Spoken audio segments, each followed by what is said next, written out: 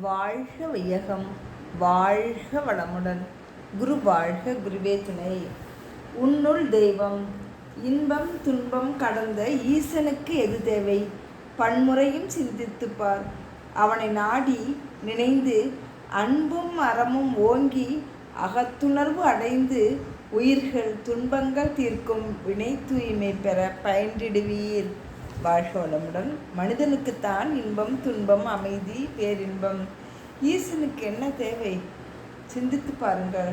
அவனையே நினைந்து நினைந்து உருகி, அதாவது மாணிக்க வாசகர் பாடுகிறாரே, காதலாகி கசிந்து கண்ணீர் மல்கி என்பது போல் உள்ளம் உருகி தன்னை மறந்து அந்த ஈசனை நினைக்கும்போது இயல்பாகவே அன்பும் அறமும் நமக்கு உள்ளுணர்வாக ஓங்கும். அதாவது அறம் என்றால் ஒழுக்கம் கடமை ஈகை ஓங்கி உள்ளுணர்வு பெற்று பிற உயிரின் துன்பத்தை தீர்க்கும் மன தூய்மையும் வினை தூய்மையும் பெறுவதற்கு பயின்றிடுவீர் மனவளக்கலை. வாழ்க வளமுடன். நன்றி.